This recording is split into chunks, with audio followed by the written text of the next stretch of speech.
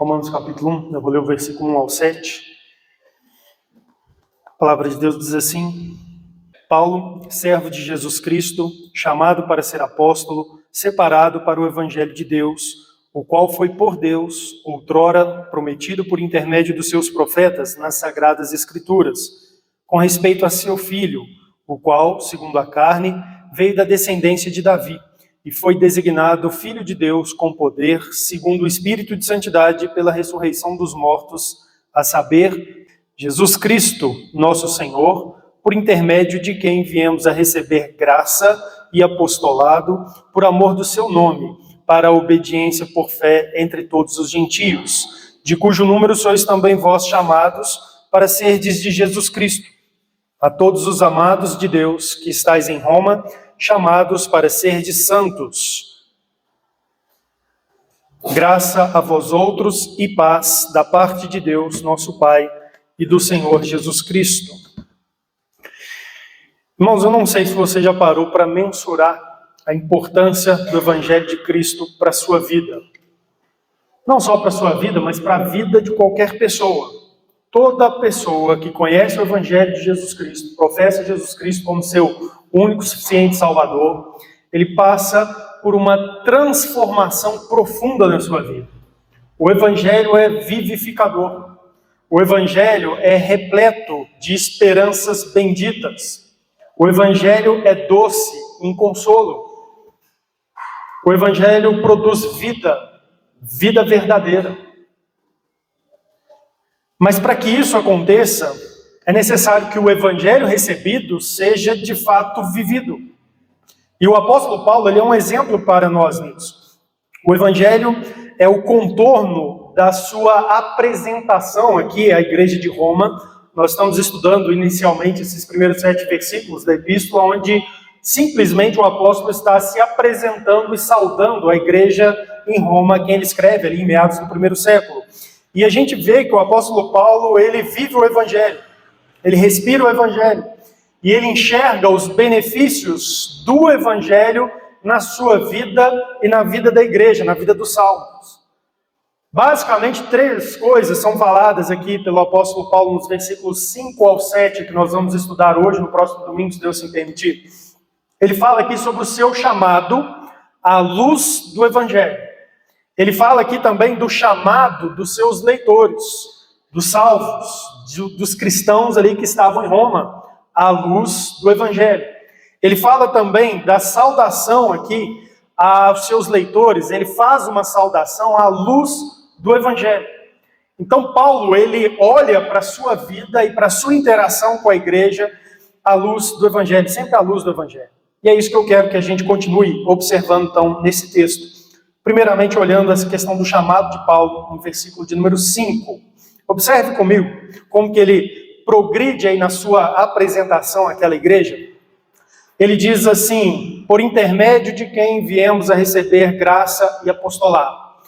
Por intermédio, quem é essa pessoa que ele está falando aqui? A gente volta aí no versículo de número 4, termina dizendo Jesus Cristo, a saber, Jesus Cristo. Aí ele diz, por intermédio de quem viemos a receber graça e apostolado. A primeira coisa que a gente precisa observar aqui, então, sobre o chamado do apóstolo Paulo, é que foi o chamado recebido de Cristo. É isso que ele está aqui testemunhando para a igreja de Roma, que não o conhecia pessoalmente, e ele está afirmando para eles que Jesus Cristo é quem veio até ele e o chamou, concedendo a ele 2 coisas que ele coloca aqui: graça e apostolado. Algumas pessoas entendem que graça que é uma caracterização de apostolado.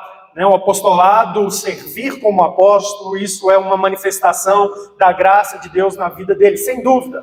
Sem dúvida, Paulo não merecia esse ofício. Portanto, o apostolado foi, sim, uma expressão de graça sobre a vida dele. No entanto, eu tenho lido esse texto, estudado, e entendido que Paulo está fazendo referência aqui a 2 coisas. Ele está fazendo referência à sua salvação e ao seu ministério. Porque Paulo não podia ver essas 2 coisas separadamente. Porque desde a sua salvação, ele foi vocacionado para o apostolado. Desde que Jesus o vocacionou para o apostolado, foi o mesmo tempo quando Jesus Cristo se revelou a ele de maneira salvadora. As duas coisas foram recebidas juntas. A experiência de graça de salvação, ou graça para a salvação, bem como a experiência da comissão, o comissionamento ali de Paulo para ser um apóstolo. Aconteceu ali no caminho de Damasco, quando Paulo se dirigia com um duro propósito para aquela cidade, a fim de aprisionar cristãos nas sinagogas daquela cidade, cristãos judeus. E a Bíblia nos diz, e eu gostaria que você lesse comigo alguma coisa em Atos capítulo 26, a Bíblia nos diz que subitamente uma luz do céu brilhou ao seu redor enquanto ele estava a caminho, e ele, caindo por terra, ouviu uma voz que dizia a ele: Saulo, Saulo, por que me persegues? E a voz era do próprio Cristo, ressurreto, que aparece a ele naquele momento da sua vida quando ele não era salvo. E Lucas vai registrar o próprio testemunho do apóstolo Paulo, da sua conversão e do seu comissionamento como apóstolo. Em Atos capítulo 26, nós encontramos aí Lucas registrando o testemunho pessoal de Paulo dado ao rei Agripa. E ele diz assim, no versículo 9: Na verdade, a mim me parecia que muitas coisas eu devia praticar contra o nome de Jesus, o Nazareno. E assim procedi em Jerusalém. Havendo eu recebido a autorização dos principais sacerdotes, encerrei muitos dos santos nas prisões, e contra estes dava o meu voto quando os matavam.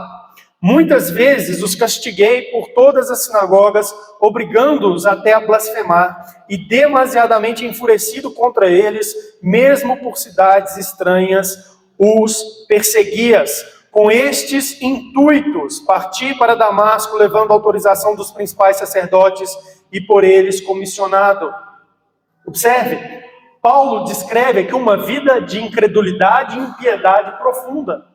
Ele fala que com estes intuitos ele partiu para Damasco. Ele descreveu quais eram os intuitos do seu coração, as inclinações do seu coração, que era zelosamente perseguir aqueles que estavam abraçando a fé em Jesus Cristo.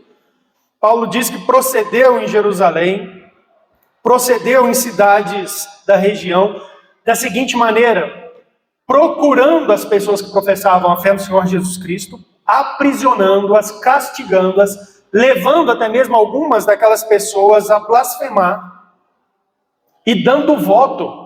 Quando o Sinédrio fazia ali as votações, os julgamentos, condenando pessoas à morte, como no caso de Estevão, ele dava o seu voto. Olha, esse sujeito aí que está seguindo Jesus, ele é digno de morrer mesmo. Era um homem ímpio, um homem vil, um homem distante do Messias, do Salvador Jesus Cristo. E então a Bíblia nos diz aí, versículo 13, ao meio-dia: Ó rei, indo eu caminho afora, vi uma luz do céu, mais resplandecente que o sol, que brilhou ao redor de mim dos que iam comigo.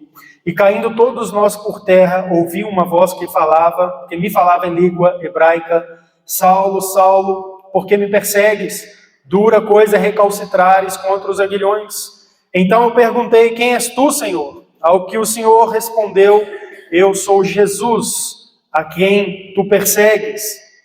Mas levanta-te e firma-te sobre os teus pés, porque por isto te apareci, para te constituir ministro e testemunha, tanto das coisas em que me viste, como daquelas pelas quais te aparecerei ainda, livrando-te do povo e dos gentios, para os quais eu te envio, para lhes abrires os olhos e os converteres das trevas para a luz, e da potestade de Satanás para Deus, a fim de que recebam eles remissão de pecados e herança entre os que são santificados pela fé em mim.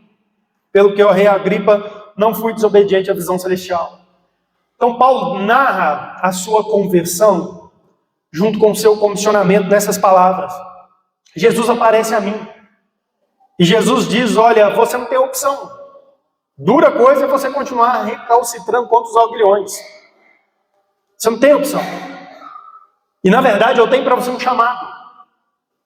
Você será enviado para dar testemunho de mim. Eu te constituo ministro e testemunha das coisas que você está vendo agora e daquelas que eu ainda vou te aparecer, te comunicar, te passar. E você vai ir até os gentios, você vai ser usado para que as pessoas que não conheçam a Bíblia, não conheçam a revelação de Deus, não conheçam Deus, recebam a mensagem de Deus e se convertam das trevas para a luz, do domínio de Satanás para o reino de Deus. A salvação, a experiência de graça na vida do apóstolo Paulo veio junto com o seu chamado para o apostolado.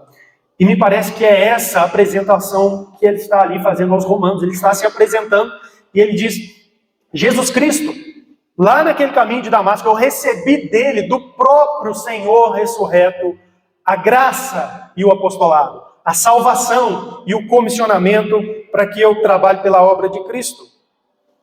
Mas há algo mais aqui que Paulo fala nessa sequência de frases onde ele se apresenta. Observe comigo o versículo de número 5. Ele vai dizer que ele recebeu graça e apostolado para Cristo.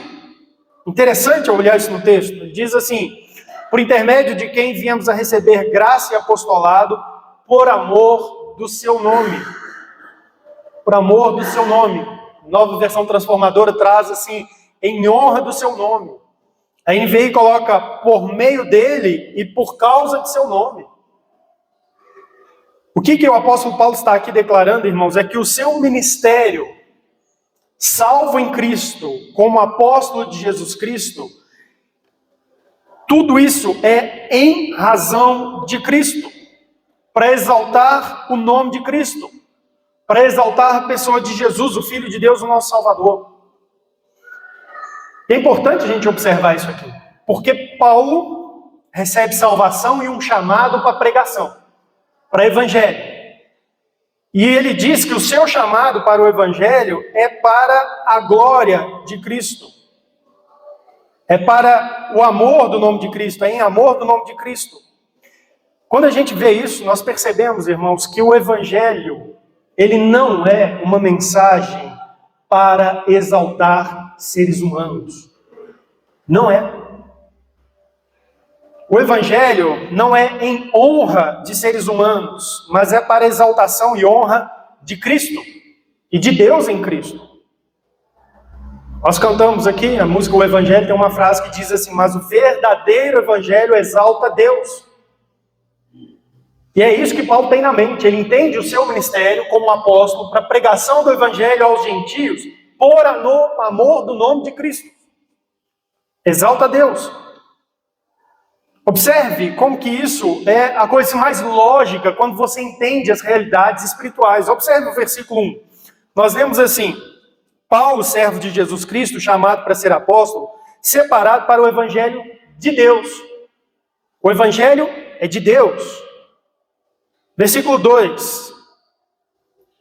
O qual foi por Deus, outrora prometido por intermédio dos seus profetas nas Sagradas Escrituras.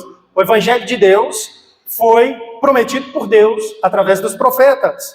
Versículo 3. Com respeito a seu filho, o qual, segundo a carne, veio da descendência de Davi. O evangelho de Deus, prometido por Deus, diz respeito ao Filho de Deus, que foi dado por nós. Ele veio a esse mundo segundo a carne, da descendência de Davi. Ele assumiu a natureza humana, vindo ali da descendência de Davi. Versículo de número 4. O texto diz ainda: e foi designado Filho de Deus com poder, segundo o Espírito de Santidade, pela ressurreição dos mortos, a saber, Jesus nosso Senhor. Então, observe, o evangelho é de Deus, foi prometido por Deus, diz respeito ao Filho de Deus, Jesus Cristo. O evangelho é sobre a designação de Jesus Cristo como Filho de Deus com poder, aquele que tem autoridade e reina pela ressurreição dos mortos. O evangelho, então, só pode exaltar a Deus. O verdadeiro evangelho exalta a Deus. Tem a ver com Deus. O que Deus fez para trazer glória ao seu nome, através de um povo que ele está resgatando por meio do seu Filho. Portanto, irmãos, nada mais justo, mais coerente que entender o chamado de Paulo para a salvação e o seu ministério como apóstolo dos gentios, que isso seja em honra de Jesus Cristo, por amor do nome de Jesus Cristo. É Jesus quem deve ser honrado sempre, não os apóstolos. Não a igreja como uma instituição, como um movimento religioso. É Cristo. Sempre Cristo. Percebe então que quando o verdadeiro evangelho é proclamado, Jesus é anunciado, não outro. Quando nós temos alguém proclamando uma mensagem cristã, dizendo o evangelho, mas que não exalta Cristo, proclama outro, isso não é evangelho verdadeiro. O verdadeiro evangelho exalta a Deus em Cristo, porque diz respeito ao Cristo, Filho de Deus, dado por nós, da descendência de Davi, para a nossa salvação.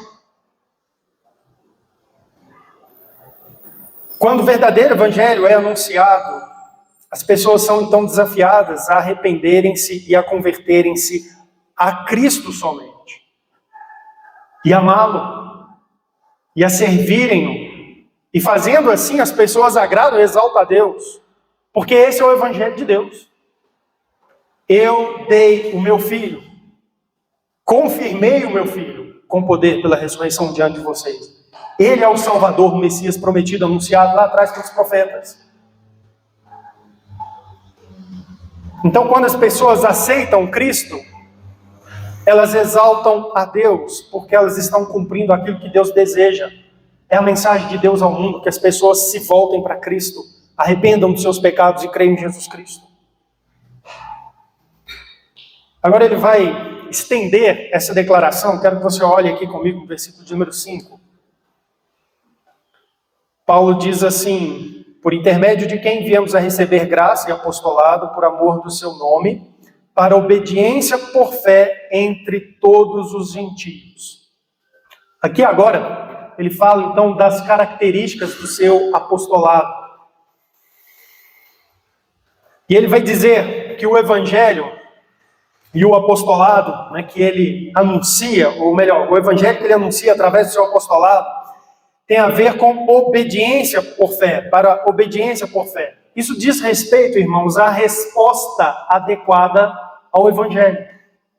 Paulo pregava a mensagem de Deus, o evangelho de Deus, que era Cristo, o Salvador. Mas qual é a resposta adequada a essa mensagem?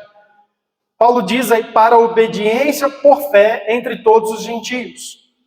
O que significa isso? Quando o evangelho é proclamado, ele desafia os ouvintes a fazer duas coisas, mas duas coisas que têm que andar juntas, elas são inseparáveis: obediência e fé, ou obediência por fé, obediência que decorre de fé. Não é apenas obedecer um conjunto de regras. O verdadeiro evangelho, ele não vem e traz para as pessoas um conjunto de regras e diz assim: agora anda nessas leis aqui. Isso é legalismo. Agora pratica estas cerimônias. Deixa aquelas, converta-se. O evangelho é praticar essas cerimônias. Isso é legalismo. Isso não é evangelho. Mas também não é apenas professar fé. A resposta adequada ao evangelho não é apenas crer no sentido assim de aceitar e concordar. Tem muita gente que você chega até elas e diz assim: você crê em Jesus? Creio. E algumas pessoas são incrédulas, profundamente incrédulas, indiferentes à verdade de Deus, mas você perguntar para ela: você crê em Jesus? Ah, creio em Jesus. Você concorda com Jesus? Não, eu concordo com Jesus. Não é esse tipo de fé que está aqui dizendo. Você pergunta a essa pessoa assim: você tem fé em Jesus? Ah, tenho, claro que eu tenho. Mas não é isso. A resposta envolve um crer que leva necessariamente a obedecer, a obediência. Por isso que Paulo diz obediência por fé. O resultado do evangelho pregado, a resposta adequada é obedecê-lo. E essa obediência vem como? Através da fé verdadeira, obediência por fé. Abra sua Bíblia em Atos 22 aí de novo. Eu quero que você olhe comigo. Como que no chamado de Paulo já foi anunciado ali a realidade da mudança e conformação que deveria vir junto à resposta do evangelho, da mensagem pregada por Paulo. Nós lemos assim, versículo de número 16 em diante. Mas levanta-te e firma-te sobre teus pés, porque por isto te apareci, para te constituir ministro e testemunha, tanto das coisas em que me viste, como daquelas pelas quais te aparecerei ainda, livrando-te do povo, dos gentios, para os quais eu te envio, para lhes abrires os olhos e os converteres das trevas para a luz, e da potestade de Satanás para Deus, a fim de que recebam remissão de pecados e herança entre os que são santificados pela fé em mim. Pelo que, ó rei Agripa, não fui desobediente à visão celestial, mas anunciei, primeiramente aos de Damasco e em Jerusalém, por toda a região da Judéia, e aos gentios que se arrependessem, se convertessem a Deus, praticando obras dignas de arrependimento. Percebe? Paulo anunciou às pessoas, ele desafiou as pessoas à fé em Cristo Jesus, mas essa fé em Cristo Jesus, ela seria demonstrada, ela seria acompanhada por obediência. Obediência no arrependimento. Essas pessoas reconheceriam-se pecadoras, desesperadamente pecadoras, e elas estariam, então, sendo levadas ou confrontadas a reconhecerem-se diante de Deus e clamarem a Deus perdão pelos seus pecados. E então o texto diz, e se convertessem a Deus. Senhor, agora eu vou andar dos seus caminhos. Eu vou deixar esses caminhos antigos, essas ideias antigas, essas crenças, esses princípios, esses costumes, ou o que eu achava que era o caminho correto, mas agora eu sei qual é. Eu vou andar no seu caminho, eu vou atender a sua palavra, eu vou servir a ti, eu vou adorar a ti. O versículo 20 ainda diz assim, praticando obras de arrependimento. Obras de arrependimento. O que essas pessoas deviam fazer agora? Elas teriam uma obediência notória na sua vida, que demonstraria o verdadeiro arrependimento.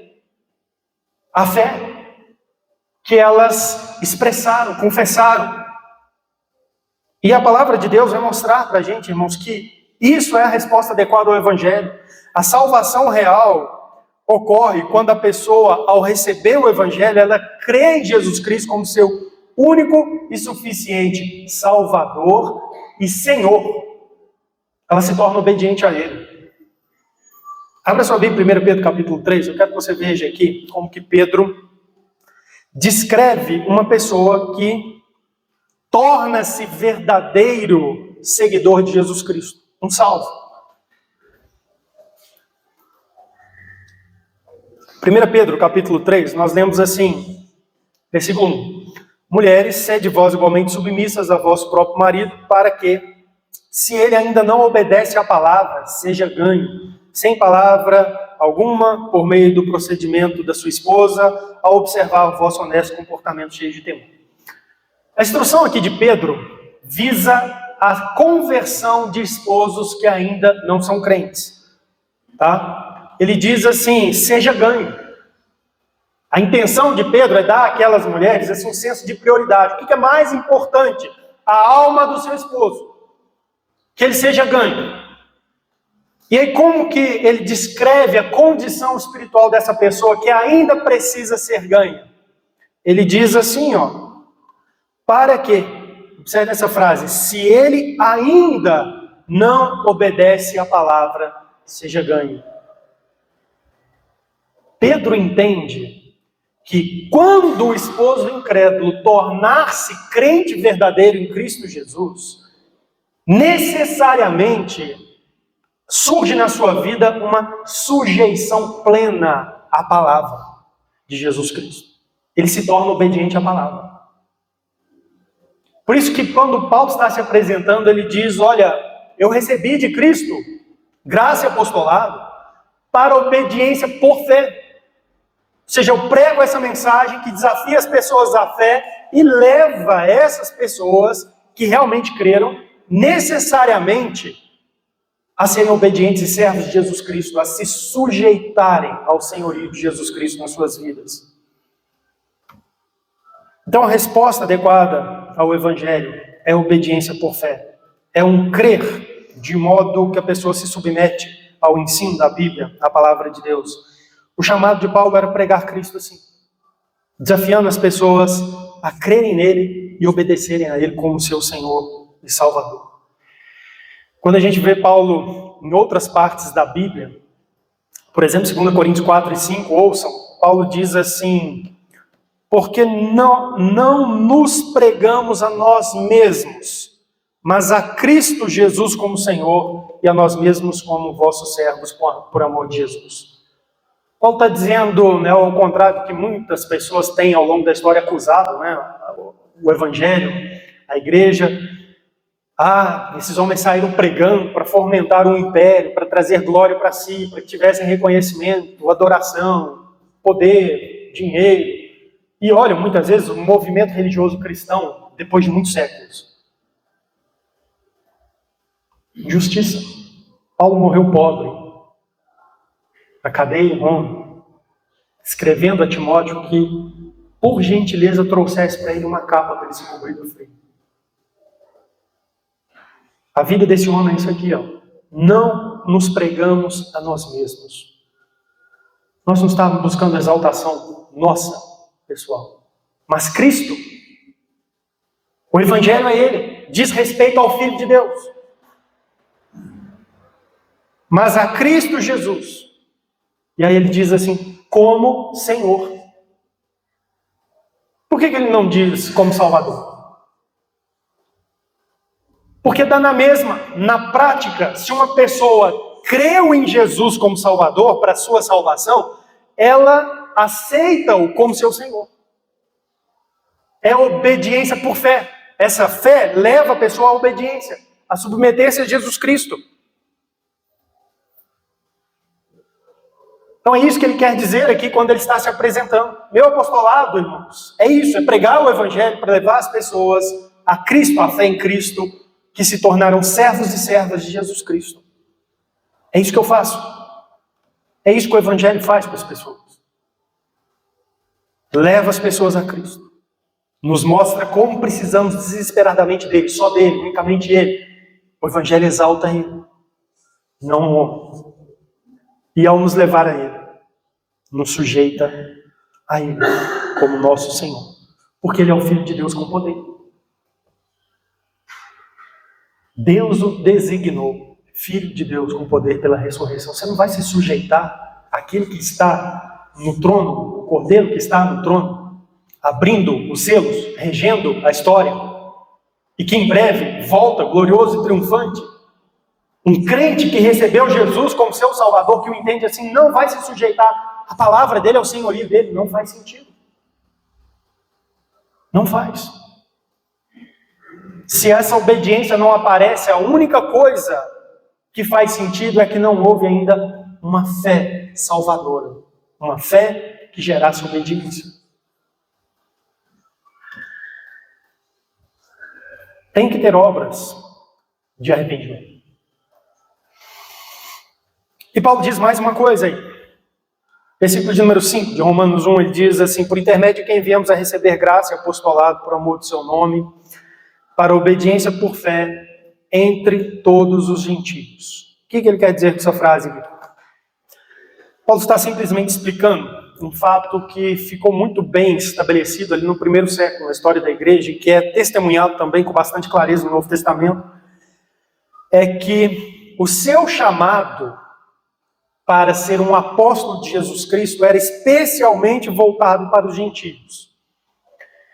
E quando eu falo especialmente voltado para os gentios, isso envolve dois sentidos. Geográfico, tá? Paulo foi chamado para atuar fora dos limites territoriais de Israel, principalmente, por isso nós vamos ver o seu ministério no livro de Atos dos Apóstolos, ele passa por Jerusalém fazendo visitas algumas vezes, mas a sua atuação começa em Antioquia da Síria, depois sobe para a região da Galácia, onde ele trabalha com muitas igrejas ali, né?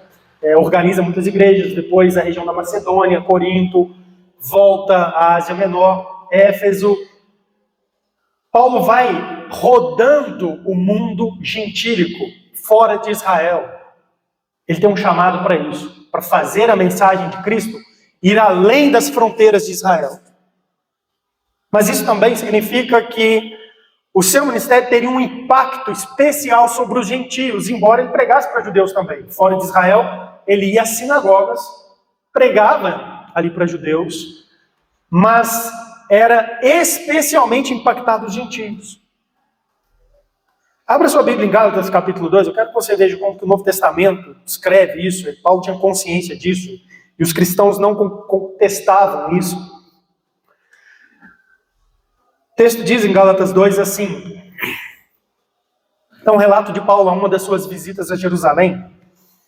Ele diz assim, quanto àqueles que pareciam ser de maior influência, quais tenham sido outrora, não me interessa, Deus não aceita a aparência do homem. Esses, digo, que me pareciam ser alguma coisa, nada me acrescentaram. Antes, pelo contrário, quando viram que o evangelho da incircuncisão me fora confiado, como a Pedro o da circuncisão, pois aquele que operou eficazmente em Pedro para o apostolado da circuncisão, também operou eficazmente em mim para com os gentios.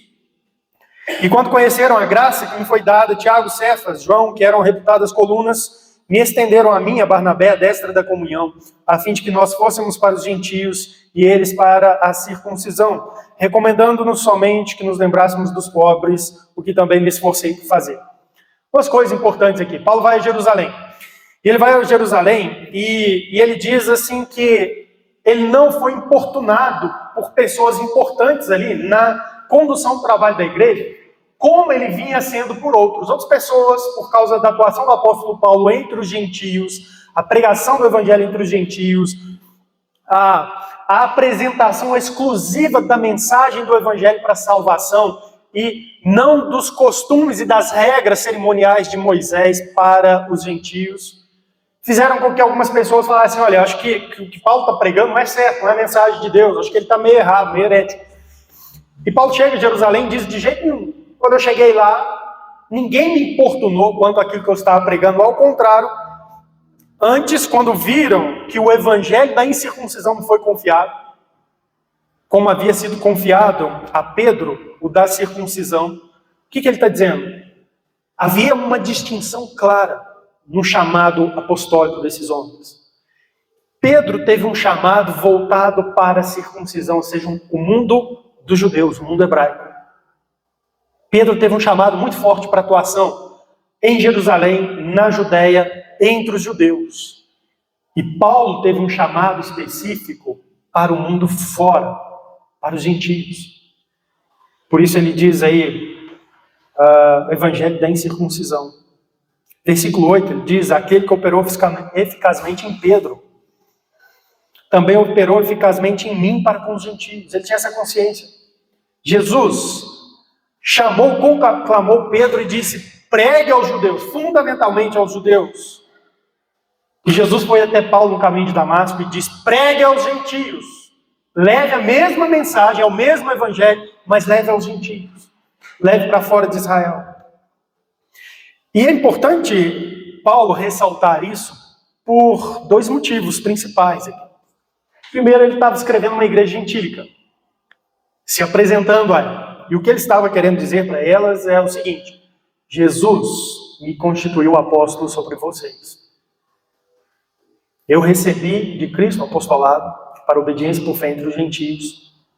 Portanto, o que eu escrevo nessa epístola aqui é digno de ser recebido, acolhido, estudado, praticado, seguido na igreja. Eu sou apóstolo dos gentios. Eu tenho autoridade para ensinar a vocês. Mas há uma segunda coisa que importa nisso. Paulo está lembrando que o seu chamado tem uma relação importante com promessas do Antigo Testamento também. Lembra aí no texto, quando ele se apresenta no versículo 2, ele diz assim, o qual foi por Deus outrora prometido por intermédio dos seus profetas nas Sagradas Escrituras.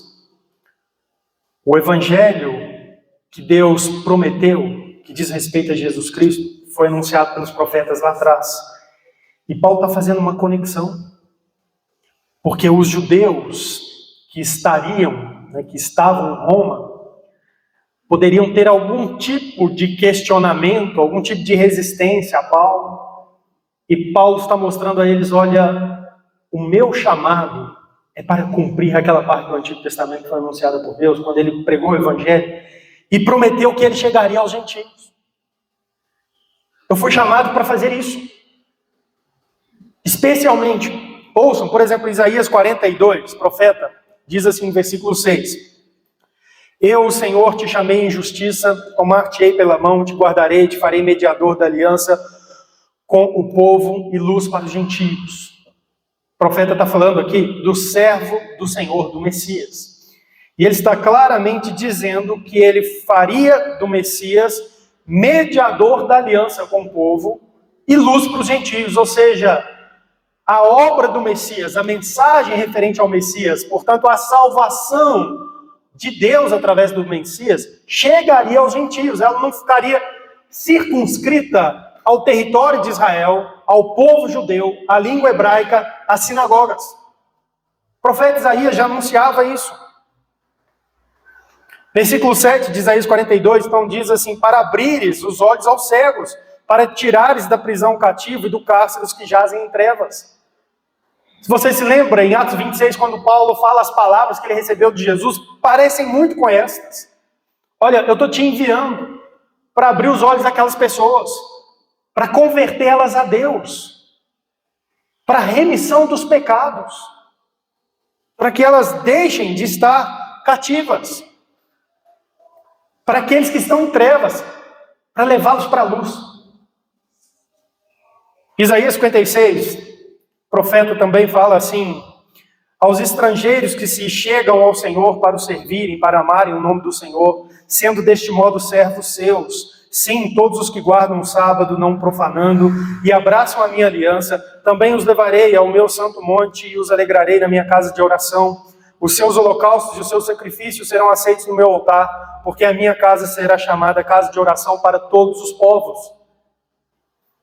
Uma promessa aí também de que chegariam-se a Deus muitos estrangeiros, de que Deus de algum modo faria com que a sua mensagem, a sua salvação e redenção fosse para além de Israel e alcançasse tantas pessoas que a casa de Deus seria chamada casa de oração, não só para os judeus, não só para os israelitas, mas para todos os povos. Então Paulo está dizendo para aquela igreja o seguinte: Jesus Cristo me chamou, eu recebi dele o meu chamado para ser um apóstolo para os gentios, para a obediência por fé entre os gentios. E isso, irmão, é tão impressionante, porque a sua pregação e o ensino desse homem alcança-nos até hoje, não é? Isso não é algo que ficou restrito ao primeiro século e aquelas décadas do meio do primeiro século, onde o apóstolo Paulo atuou. Mas isso alcança-nos até hoje. Pense, o Novo Testamento tem uma influência profunda nas igrejas gentílicas, que é 99% do cristianismo no mundo é constituído por pessoas que não são circuncidados, que não têm sangue de Abraão reconhecido direto, não estão na tradição judaica. O Novo Testamento é uma influência profunda sobre o mundo gentílico hoje. E Paulo está profundamente envolvido no Novo Testamento, nessa mensagem. Deus levantou Paulo para pregar e escrever. Ele é autor da maioria das cartas do Novo Testamento. Inclusive, penso eu, incluindo Hebreus. Opinião minha. Ele foi influência importante na vida de Marcos, autor do Evangelho de Marcos, que depois escreve o testemunho de Pedro. Foi influência importante na vida de Marcos, ao final do seu ministério, quando ele pede que Marcos venha até ele. Ele foi influência importante na vida de Lucas, que escreveu os 2 tomos históricos do Novo Testamento, o Evangelho de Lucas e o livro de Atos dos Apóstolos, que são sequência. Apresenta Jesus Cristo, as obras de Jesus Cristo e as obras, os atos dos seus seguidores, dos apóstolos. Influência importantíssima no mundo gentílico, nas igrejas gentílicas. Realmente apóstolo dos gentios, ele teve um comissionamento especial para isso. Isso nos leva a pensar também no fato de que o Evangelho é universal. Embora Jesus seja um judeu, um homem de Nazaré, um descendente de Davi. A sua vida e obra tem por propósito redimir um povo dentre toda a humanidade. O Evangelho não foi para ser pregado só para descendentes das 12 tribos. Deus levantou apóstolo aos gentios para alcançar o mundo com a sua mensagem, com o seu testemunho. Então eu quero que você perceba, Paulo está nessas palavras aqui, ainda apenas se apresentando, saudando a igreja. Mas você percebe como que o Evangelho é importante na sua vida? Paulo vive o Evangelho. A sua referência é o Evangelho. Ele percebe a sua vida à luz do Evangelho. Ele reconhece os benefícios do Evangelho para os crentes. Nós vamos olhar isso mais acuradamente semana que vem, se Deus permitir. E eu queria que você pensasse, se você é crente no Senhor Jesus Cristo, se você ouviu essa mensagem, já recebeu esse Evangelho, qual que é a importância desse Evangelho na sua vida? Você consegue perceber a sua vida à luz do Evangelho e o que ela seria à sombra ou fora do Evangelho? Você já parou para pensar nisso? Paulo fala de duas coisas: salvação, graça e apostolado.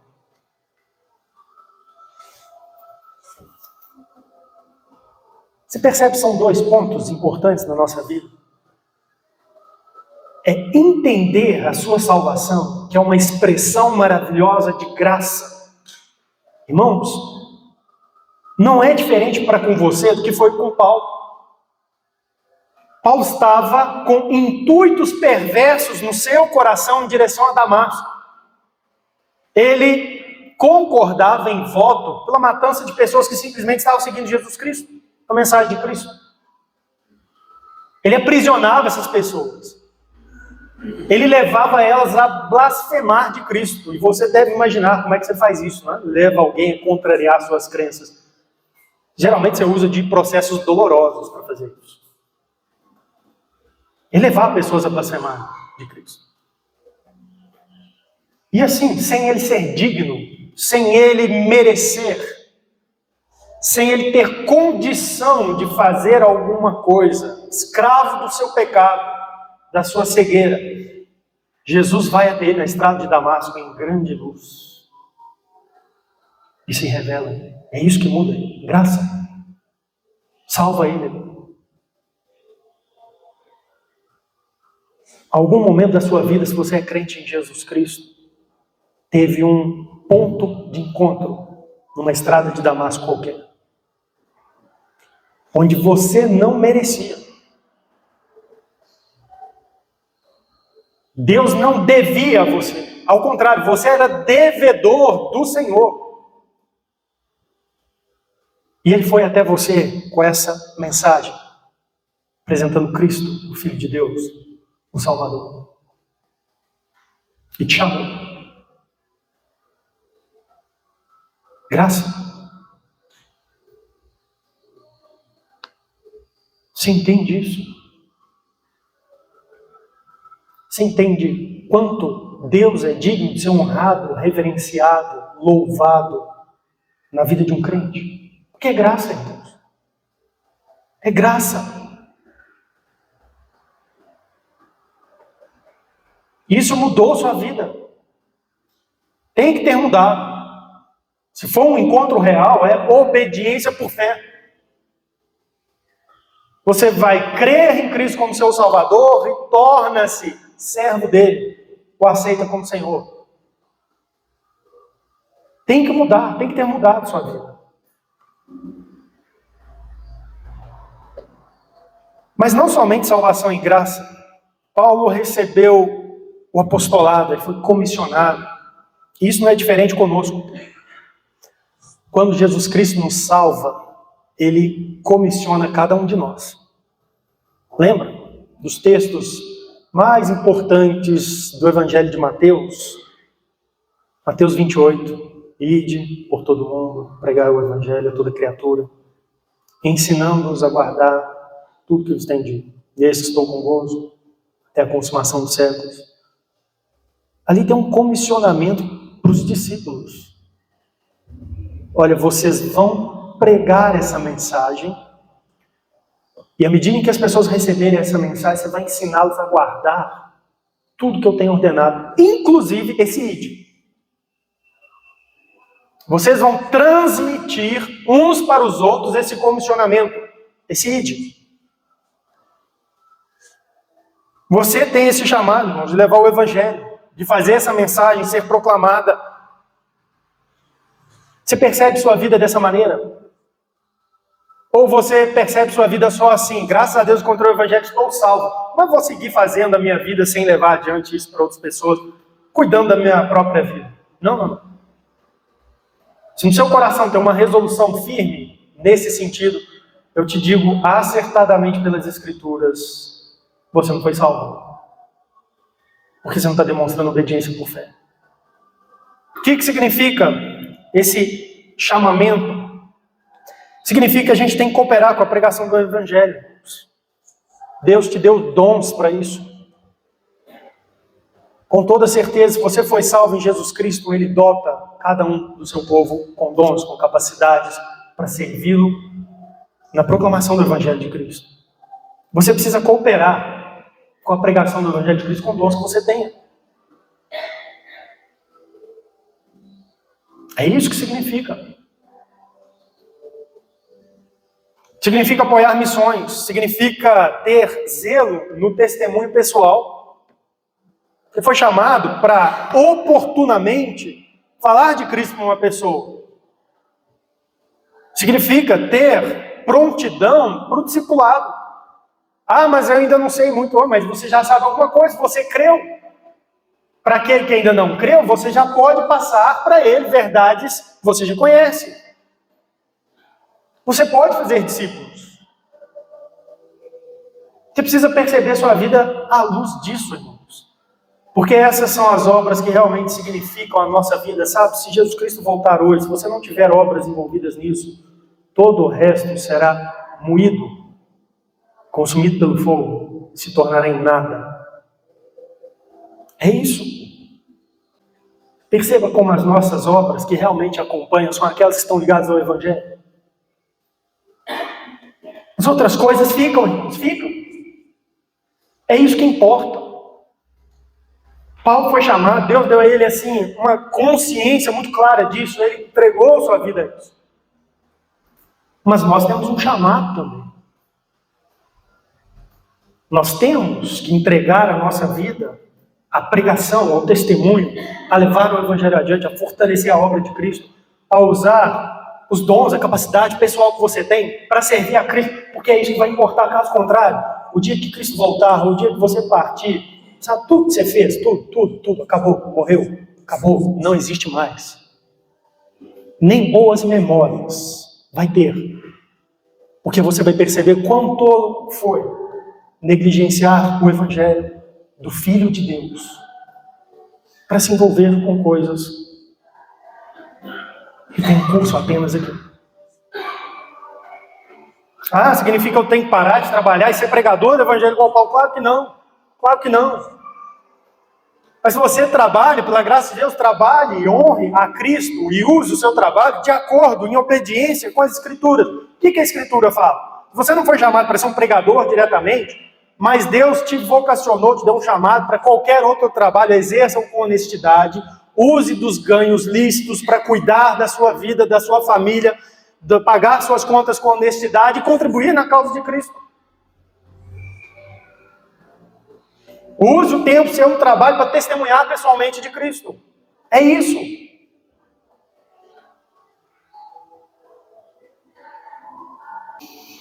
Esse texto também lembra para nós, então, a autoridade dessa epístola que nós começamos a estudar.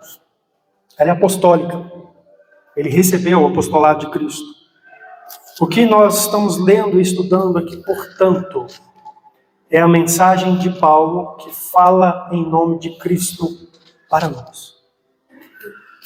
A gente deve ter interesse pelo que aqui está escrito. Nós devemos ter reverência por aquilo que aqui está escrito.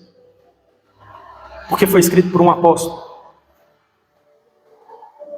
Nós queremos estar sob autoridade apostólica verdadeira, nós sujeitemos as Escrituras. Mas mais que isso, é a palavra de Cristo para nós. Ele comissionou Paulo e outros para escrever, para deixar registrado. Você quer seguir a Jesus Cristo de verdade? Olha isso aqui. É por isso que Pedro diz que aquele que precisa ser ganho, quando ele for ganho, vai ser obediente à palavra, porque ela é a mensagem de Cristo para nós. Lembra disso, o Evangelho exalta a Cristo e a Deus, não ao homem. Irmãos, não apoie, não dê ouvidos, não dê espaço a qualquer tipo de pregação espiritual, testemunho, que não exalta Cristo e a Deus. Movimentos querem falar de homens, querem falar dos apóstolos, do passado e agora, supostamente do tempo presente, e exalta esses homens, essas pessoas. Não, não e não. Isso é marca de falsidade. O verdadeiro evangelho exalta a Deus, a Cristo. É por amor do nome de Cristo. E ele é adequadamente respondido com obediência por fé. Responde ao Senhor no seu coração.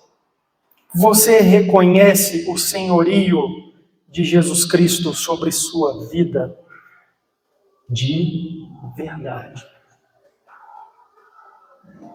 De verdade. A obediência por fé.